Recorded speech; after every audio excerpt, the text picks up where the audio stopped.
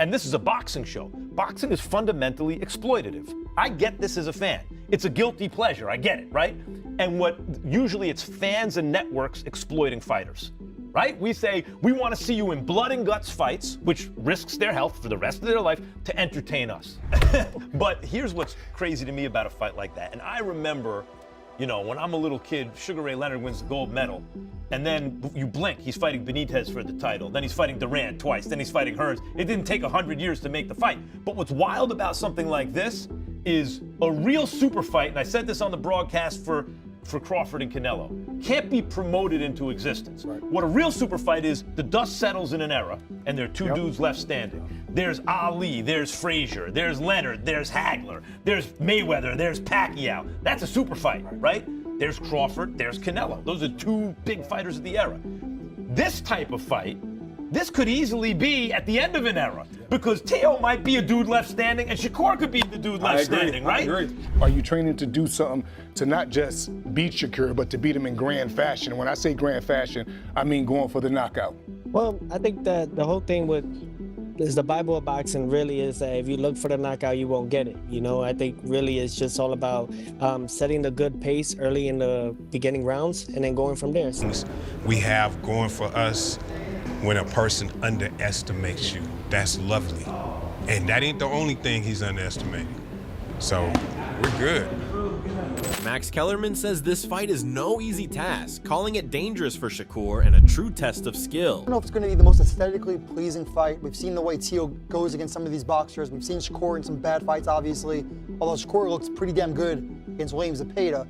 Teo's not a pressure guy. He likes to counter punch. Two counter punchers, really. Yes, it is not but there are some fights, guys. I think about Pernell Whitaker and Buddy McGirt, or Sugar Ray Leonard and Wilfred Benitez. I love the high-speed chess match. Not every fight has to be rock'em sock'em robots, right? That is, I agree with you. Aesthetically, there could be problems because someone has to take the lead, and they're both counter punchers. But Chris, Teo has some angles with his feet that might bother a guy like Shakur. That's exactly what I was thinking. Like, he has great angles with the feet. He moves greater in the ring.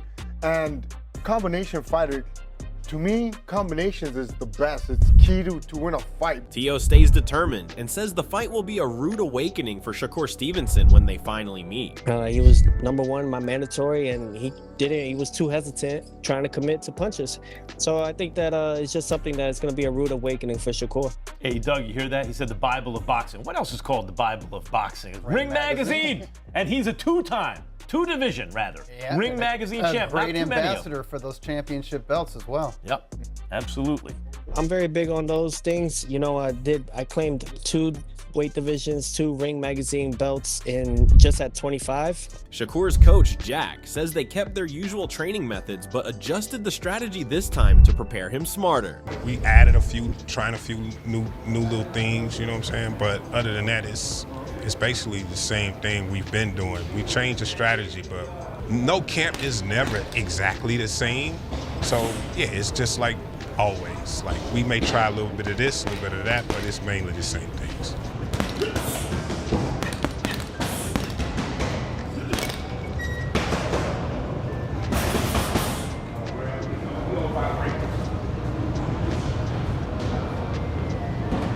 One of the best things we have going for us when a person underestimates you. That's lovely. And that ain't the only thing he's underestimating. So we're good.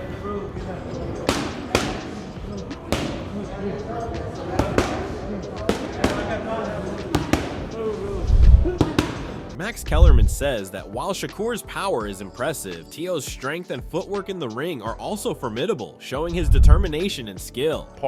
And the thing I like about Teo's style, when you have a guy like Shakur whose defense is that good, and he's not just a guy who's gonna hug you, he can box, the easiest thing in the world is just to pick him against everybody. Right. Yes. But Teo also has the kind of footwork, Malik, where he steps around guys.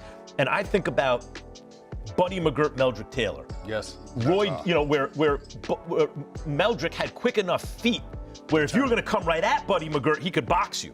but Meldrick could give him angles that were more difficult. I think of Roy Jones, James Toney. If you were going to go at James Toney, forget it. His defense is too good. But Roy had the feet to move around James Toney, and maybe Teo has the feet to move around Shakur. I seriously doubt it, man. Shakur is a whole different type of animal. His ring IQ is up there with the best. He's getting literally, I don't know how many times we've seen 2 pound-for-pound fighters